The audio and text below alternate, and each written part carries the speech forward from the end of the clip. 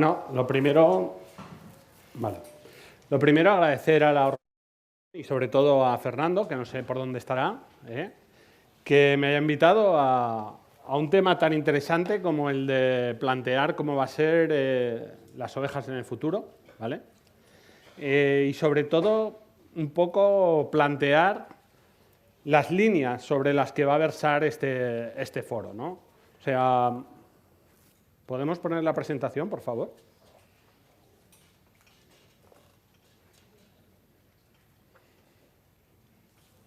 Un poco la idea general de esta primera exposición no es tanto en entrar en cómo van a ser o cómo debe de ser la oveja, sino aquellas cuestiones que se tienen que tener en cuenta para la nueva oveja que va a venir, ¿no? Entonces, en un principio,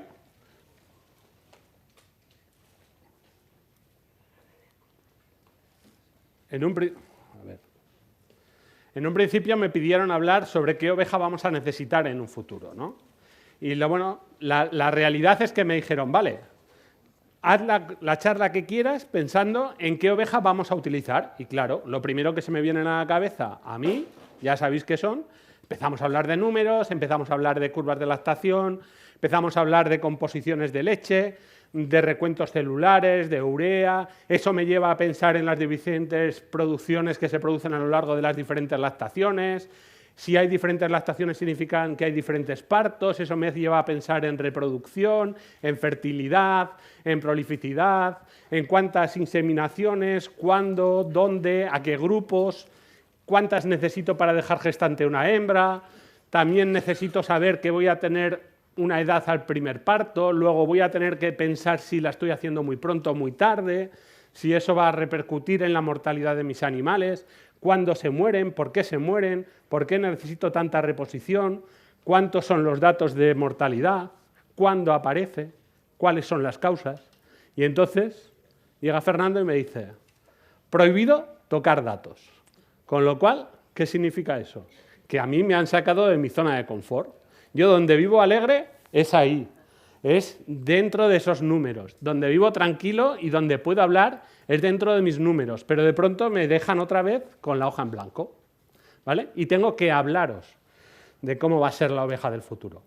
Y digo, pero Fernando, yo si no puedo utilizar datos, ¿cómo voy a hablar de la oveja del futuro? Y dice, ¿cómo hablas conmigo por teléfono?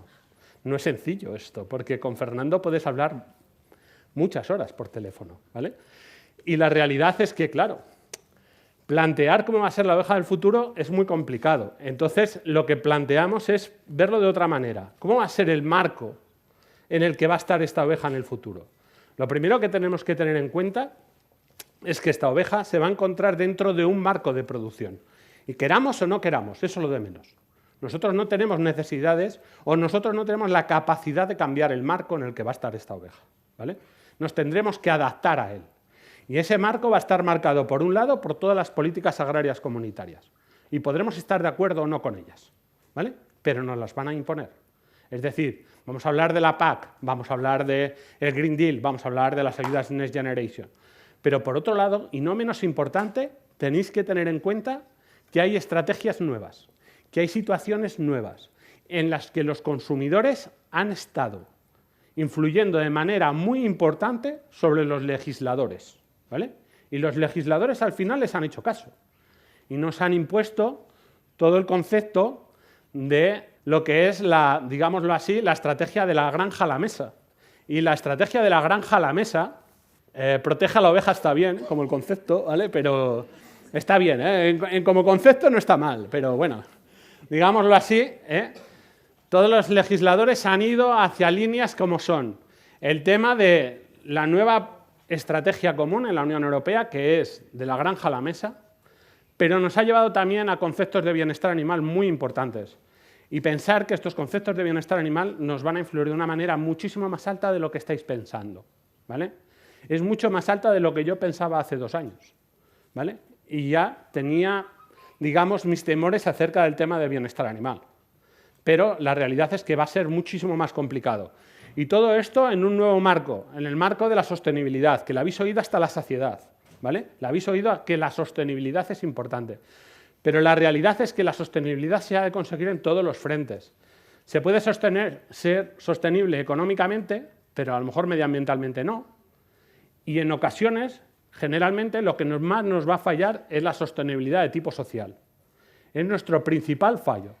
Nuestro principal fallo porque tenemos la falta de renuevo generacional, la falta de, digamos, una continuidad en nuestras explotaciones. Y en aquellas explotaciones que han adquirido un tamaño lo suficientemente grande como para no tener esta problemática, han aparecido otros problemas. Otros problemas muchas veces generados por la misma legislación. Es decir, habéis oído hablar hasta la saciedad estos últimos años de las macrogranjas. ¿Las macrogranjas son menos o son más problemáticas que las granjas normales? No tiene por qué. Entonces, realmente este es un ejercicio que yo hago con mis alumnos en la Facultad de Veterinaria. Les planteo, ¿cómo planteamos una macrogranja? Y primero te dicen, por el número de animales. Entonces les dices, hay de esas con 20.000 ovejas, ¿qué hacemos? ¿Las consideramos macrogranjas? No, eso no. Las tenemos que tener estabuladas. Hay granjas estabuladas muy pequeñitas y no tienen por qué ser macrogranjas. Entonces, la problemática no es eso, sino cómo se comportan respecto al medio ambiente.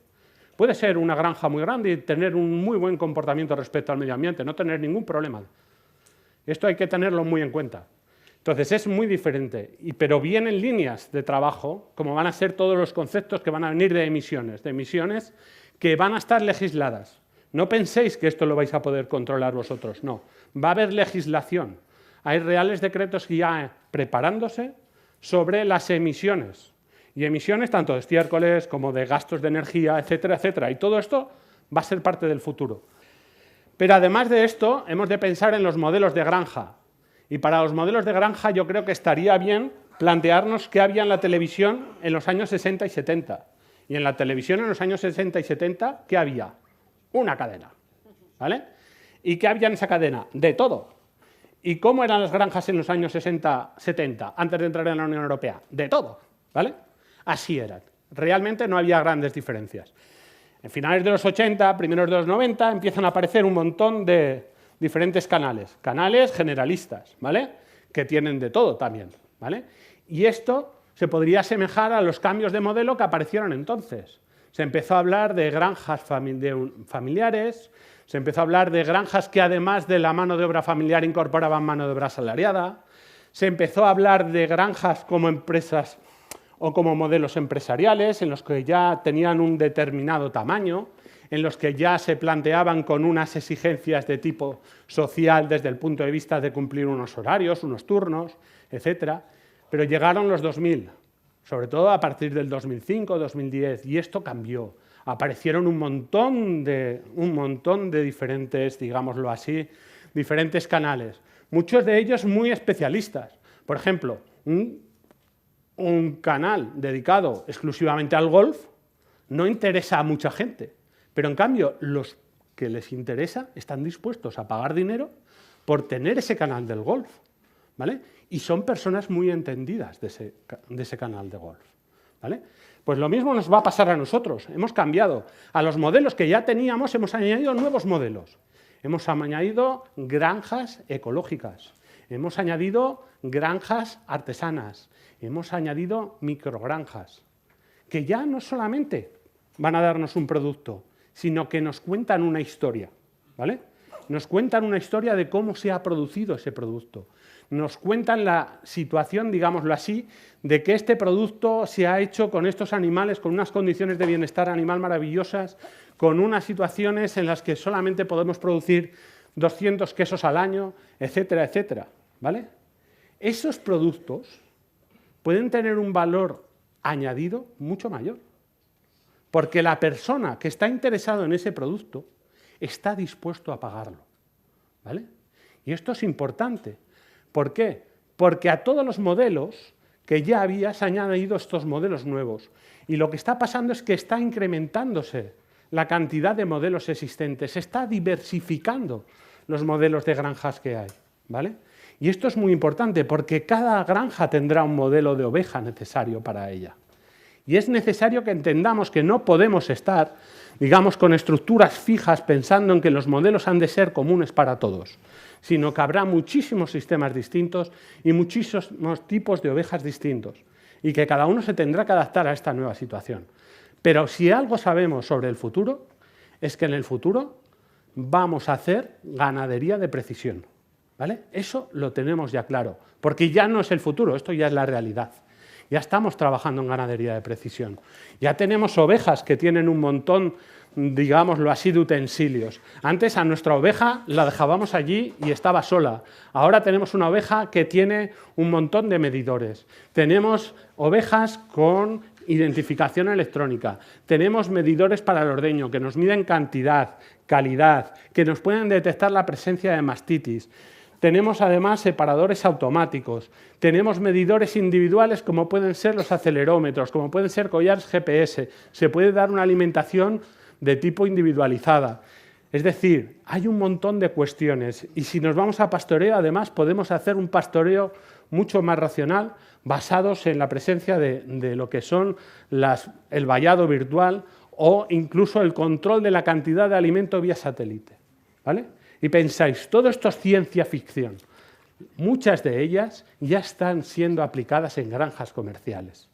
Todas esas que están marcadas en negritas ya están trabajándose en granjas, digamos, comerciales, normales.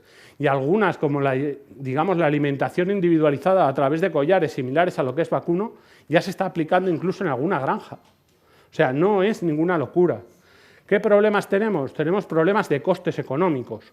Pero conforme vayamos incrementando los conocimientos tecnológicos, estos costes se van a ir reduciendo y por lo tanto va a ser más fácil acceder a este tipo de tecnología. Y además también se van a reducir las barreras tecnológicas que existen.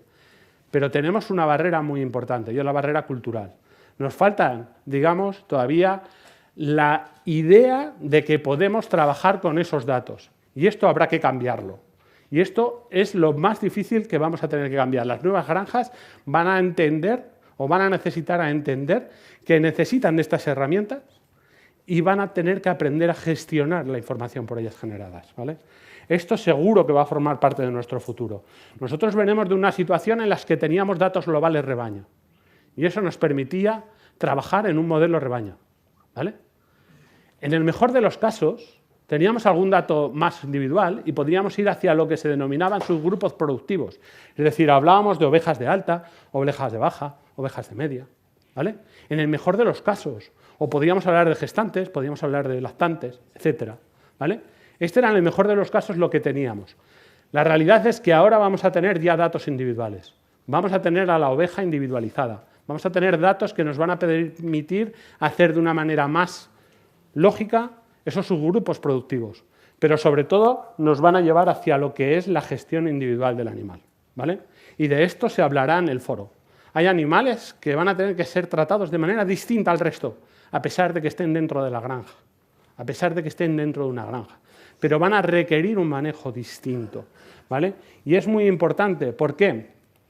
Porque aquí aparece una de las nuevas palabras del futuro, eficiencia. Eficiencia que va a ser otra de los ejes en los que va a pivotar el futuro. Además de que vamos a ir hacia la ganadería de precisión, vamos a trabajar con animales eficientes. Y la eficiencia se incrementa de manera muy importante cuando nosotros estamos hablando de una gestión individualizada, ¿vale? Porque de esa manera nosotros sabemos exactamente lo que estamos poniendo para cada animal. En estos momentos, cuando hacemos un subgrupo productivo, en muchas ocasiones tenemos dentro de un mismo subgrupo animales de alta, animales que están engrasándose y animales que se están adelgazando. Son los dos de alta, pero tenemos situaciones completamente distintas, ¿vale? Y eso es importante porque habrá que gestionar estos animales de manera individual, ¿vale? Hemos dicho que va a ser la necesidad de tener ovejas más eficientes y para eso, ¿qué va a venir? Otra parte de la que se va a hablar y mucho en este foro. Todo el tema de genómica, todo el tema de selección genética. Y en toda esta parte de selección genética vamos a tener que trabajar en eficiencia de conversión, ¿vale? Vamos a tener que trabajar en una selección de la microbiota ruminal para la reducción de los gases invernadero, por ejemplo, y para mejorar en la digestibilidad y para reducir las pérdidas. Además de todo eso, vamos a tener que empezar a tener en cuenta la necesidad de un mejor aprovechamiento de la proteína o del fósforo, o vamos a tener que tener en cuenta cuestiones como la composición de las reservas de nuestros animales. Todo eso va a ser una necesidad de selección genética. Pero no solo eso, sino también seguir trabajando en la línea de mejorar la producción de nuestras ovejas. Es decir, necesitamos ovejas que produzcan más leche, ¿vale? Necesitamos que la composición sea la que nosotros definamos. Cuidado, que no he dicho más rica en extracto quesero, no tiene por qué. Necesitaremos modificar posiblemente los ácidos grasos de esa leche, ¿vale? Porque habrá gente que venda quesos con un perfil de ácidos grasos distintos a otros, ¿vale? Todo eso se puede conseguir. Y además también seguimos trabajando en la línea de ordeño en mejoras de ordeñabilidad, es decir, en mejoras de cinética de emisión de la leche y en mejoras, digámoslo también así, de la conformación de esa ubre, ¿vale? En general, hablar de eficiencia significa dos cosas. Vamos a trabajar, por un lado, en un incremento de las producciones, ¿vale? Por un incremento de la producción de leche en cuanto a cantidad, en calidad, en diferentes modelos de leche, ¿vale? O los crecimientos, ¿vale? Pero a la vez hemos de trabajar en que ese producto que nosotros o esos aportes alimenticios que nosotros estamos dando reduzcan la necesidad de ingestión o reduzcan la necesidad de proteína o reduzcan la necesidad de fósforo o, por ejemplo, emitan menos metano, ¿vale? Todo eso son líneas en las que estamos trabajando. Y en estos momentos, dentro de la genómica, una línea que se está trabajando muchísimo en otras especies animales y que supongo que también se va a trabajar aquí, es lo que se denomina residual feed intake, es decir, la ineficiencia que tiene cada animal. Es decir, cuando un animal consume alimento, una parte la dedica a crecer o a producir leche y hay otra parte que la va a destinar a otras cosas que no tienen nada que ver, ni con crecer, ni con mantenerse, ni con producir leche. Esa parte residual, esa parte, cuanto mayor es, menor es la eficiencia que se obtiene. Y esta es la línea de trabajo de muchísimas especies animales en la actualidad. Se está seleccionando animales más eficientes a través de reducir la ineficiencia, ¿vale? Esto va a pasar en ovino. De hecho, ya hay trabajos en Australia con diferentes líneas de merino trabajando con estas líneas para mejorar la eficiencia de las hembras de ovino. Y en estos factores del residual feed intake influyen factores relacionados con la nutrición, como pueden ser la capacidad de ingestión, como puede ser la digestibilidad de la dieta, como pueden ser el metabolismo y las composiciones de las reservas que tiene cada animal, pero influyen otros factores que no son, digámoslo así, del mismo tipo, como pueden ser la termorregulación o como pueden ser la actividad inmunitaria. Cuidado, tenemos que plantearnos que nuestros animales gastan una parte importante en termorregular, ¿vale? Es decir, en enfrentarse a situaciones adversas desde el punto de vista de temperaturas. Y ese es un gasto que si lo podemos controlar a través de nuestras instalaciones, conseguiremos que haya una mayor eficiencia, ¿vale? Y por otro lado, la actividad inmunitaria. Además de más eficientes, necesitaremos ovejas que sean más resistentes. Y más resistentes al veterinario, al ganadero, pero sobre todo a factores climáticos. Vamos hacia una situación en la que, digámoslo así, todo el tema del estrés por calor cada día es más importante, ¿vale? Yo, antes lo estaba hablando con unos compañeros aquí, es la primera vez que he medido valores de THI de 80 en el mes de mayo. Normalmente los medía en junio, en julio, en agosto, por supuesto, pero en el mes de mayo, ya en la segunda semana de mayo, cuando vino esta ola de calor, ya ha tenido valores de 80 de THI. Y no en el Valle del Ebro, que allí hace calor más o menos. He tenido THI de 80 cerca de Zamora, hoy cerca de Salamanca, perdón. ¿Vale? O sea, pensaros que la situación se está complicando y este calentamiento global nos está llevando a problemas de estrés por calor. Y ese estrés por calor nos lleva a una menor producción de leche, nos lleva a problemas de concepción, es decir, se obtienen menor número de gestaciones cuando hay estrés por calor, o también nos va a llevar a situaciones de menores crecimientos y de peor salud, ¿vale? Y todo esto se puede controlar vía genética. Hay selección genética, hay estudios muy interesantes como cuando los animales están expuestos a estrés por calor, hay una sobreexpresión de ciertos genes, ¿vale? Por lo tanto, aquellos animales que nosotros seamos capaces de controlar que tengan una menor expresión de esos genes, conseguiremos reducir de manera importante los efectos del estrés por calor, ¿vale?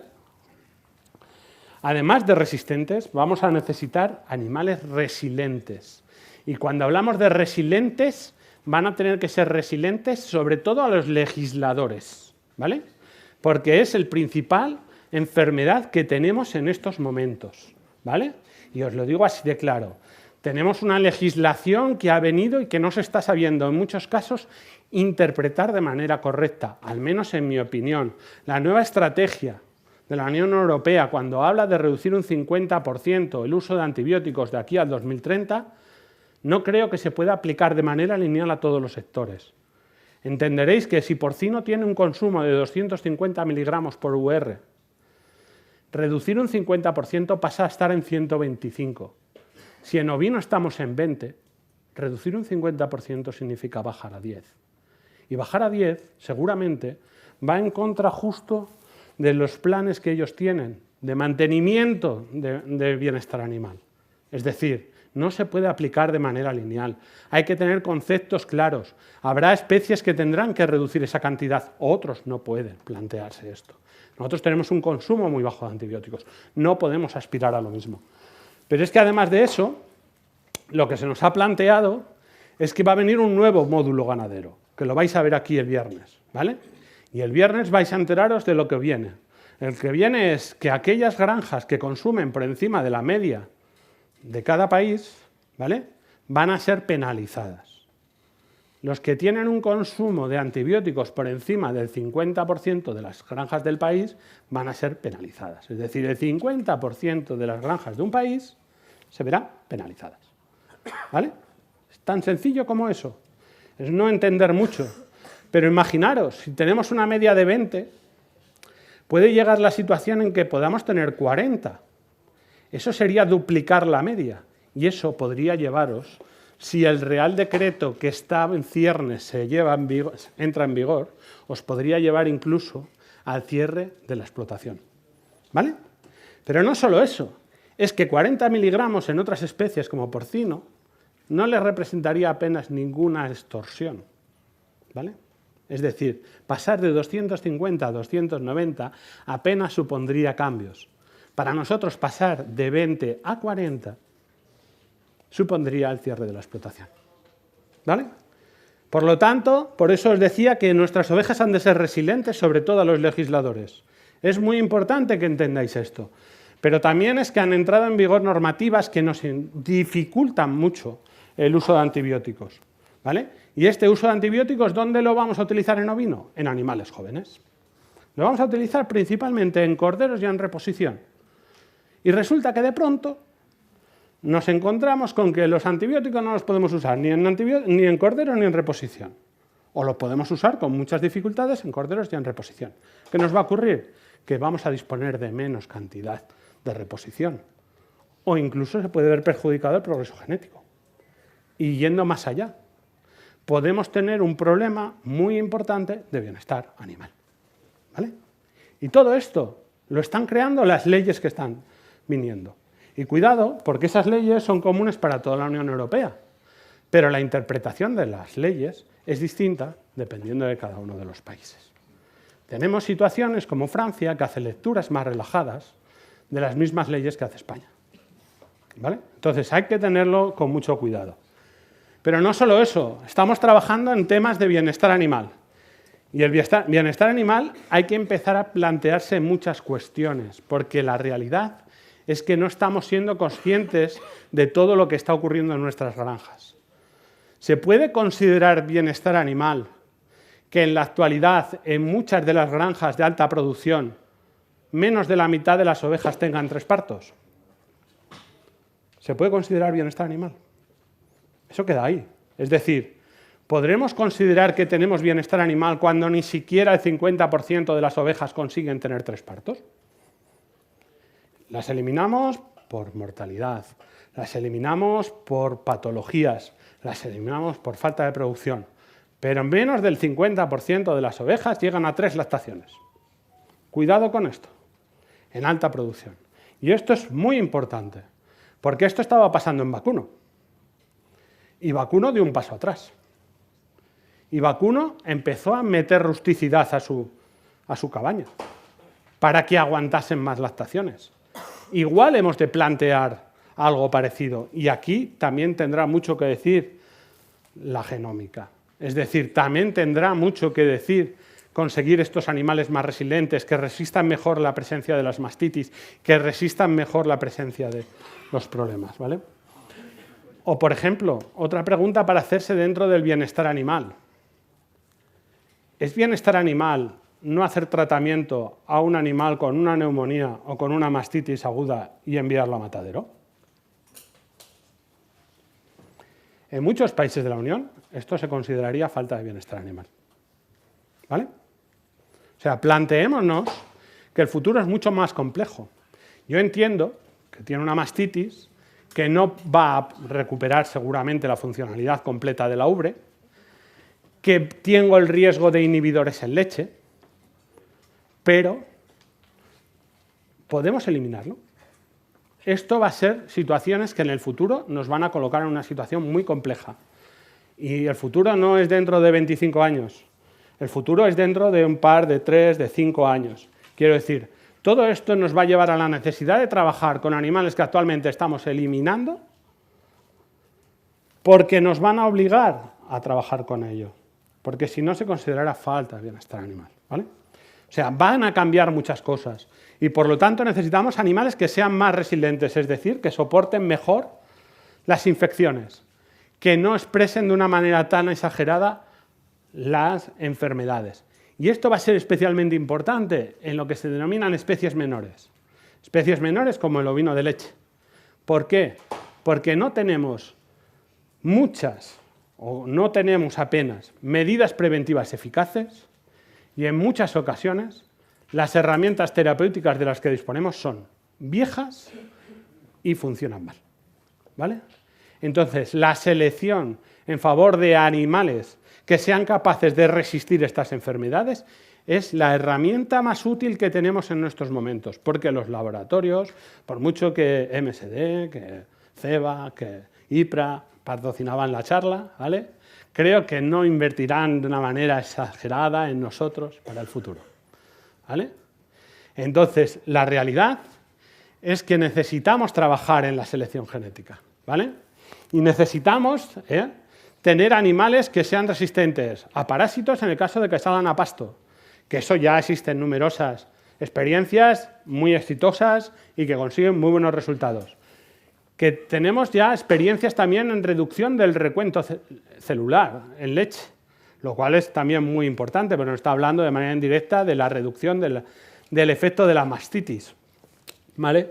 Pero necesitamos trabajar en estos casos en la línea de evitar las consecuencias negativas de estas selecciones. Quiero decir, los recuentos celulares, por ejemplo, la línea Lacan de recuento celular, ha conseguido reducir de manera importante el número de células en leche. Pero eso ha conllevado un retraso de producción respecto a la línea que no controla los recuentos celulares, ¿vale? Necesitamos, digamos, ir evitando estas situaciones indeseables o estos efectos indeseables, ¿vale? Por lo tanto, en el fondo, lo que estamos hablando en el futuro es una oveja más eficiente, más resistente y más resiliente, ¿vale? Esto será nuestra oveja del futuro. ¿Cómo se va a llegar? Pues como lo vamos a ver a lo largo de todo el foro, con herramientas que ya existen, con herramientas que no tenemos más que desarrollar, ¿vale? Tenemos la genómica, tenemos la selección genética, tenemos todo el concepto de manejo individual de animales. Todo esto es lo que vais a ver a lo largo del foro. Pero no os servirá de nada que nuestra oveja sea más resistente, más eficiente y más resiliente si no cambiamos nuestra manera de trabajar, ¿vale? Y esto es importante. Debemos de cambiar nosotros, porque si no cambiamos, lo único que habremos hecho es añadir costes a nuestro sistema de producción. Es decir, tendremos ovejas que nos habrán costado más dinero porque hemos hecho selección genética, porque hemos hecho una serie de cuestiones, pero no le sacaremos el beneficio. Con lo cual, si no sacamos el beneficio, lo único que ocurrirá es que reduciremos la sostenibilidad económica de nuestras granjas. será un coste extra que no recuperaremos. Con lo cual necesitamos cambiar. Y cambiar significa aumentar nuestras medidas de bioseguridad, la compra de ciertos animales o de conceptos de inseminación, etcétera, con una sanidad no lo suficientemente bien conocida, es un error y debemos de trabajar en esto. Sabemos y tenemos experiencia en España de que la calidad de los conceptos de inseminación son bastante buenos, pero la compra de animales en muchas ocasiones suponen riesgos sanitarios brutales, ¿vale? Además de eso, necesitamos aprender a gestionar los datos de manera individual. ¿Para eso qué necesitamos? Primero, mejorar las herramientas informáticas existentes. Tenemos programas, sí, pero no son todo lo que necesitamos. Necesitamos mejorar esos programas, ¿vale? Para poder gestionar de manera individual todos los datos. Además de esto, necesitamos mejorar tanto en alimentación como en ordeño. Es cierto que hemos llevado un incremento muy importante tanto en alimentación como en ordeño. Pero, por ejemplo, en ordeño queda mucho por hacer en el mantenimiento de las instalaciones del ordeño, ¿vale? Y necesitamos mejorar toda esa parte. Y además de esto, necesitamos adecuar las instalaciones a la nueva oveja. Teníamos una oveja que producía 200 litros y seguimos ahora con una oveja de 500 y seguimos pensando en los mismos metros cuadrados y las mismas necesidades de instalaciones que con una oveja de 200. Algo no funciona aquí. Además, las temperaturas estamos diciendo que cambia. Y cada día es más fácil tener situaciones de estrés térmico. Ostras, necesitaremos adaptar nuestra nueva situación, ¿vale? Si no hacemos eso, tendremos una situación en la que estamos intentando producir como si tuviéramos una oveja de 200 con una oveja de 500, ¿vale? Y esto es diferente. Y lo que también hay que intentar entender es que los planes sanitarios son sagrados. Son sagrados. Y sí hay que seguirlos, pero siempre. El veterinario de cada una de las explotaciones conoce mejor que nadie esa granja y podrá implantar ese plan dentro de esa granja. Pero ese plan sanitario ha de ser sagrado, ha de ser la base de todo el centro, porque lo que nos está provocando un mayor porcentaje de animales eliminados cada año son los problemas sanitarios, ¿vale? Y eso es importantísimo de que lo tengamos en cuenta. Y por último, como sector, es necesario que el sector ovino de leche tome conciencia como sector, porque necesitará empezar a tomar y a emprender medidas sectoriales. Es fundamental. O sea, que a día de hoy, los que estáis aquí, muchos de los que estáis aquí peleáis con el ministerio como yo, resulta que quien está allí peleando con el ministerio, seamos veterinarios, no es realista. Nosotros, en el fondo, tenemos un papel, pero el papel de gestores, el papel de los propietarios de estas instalaciones y el propietario de las ovejas son los ganaderos. Y quien debería de estar y ser consciente de las guerras en las que está metido son los ganaderos. Y quien deberían de tener representación para poder sentarse en una mesa con el ministerio son los ganaderos. Como veterinarios defendemos una parte, y una parte importante, y buscamos el bien por el sector, por supuesto, pero es muy difícil que nos tengan en la misma consideración que a los propietarios, ¿vale? Así que es muy importante que se necesite esto. Y bueno, con esto yo creo que ya podemos dar paso al foro, ¿vale?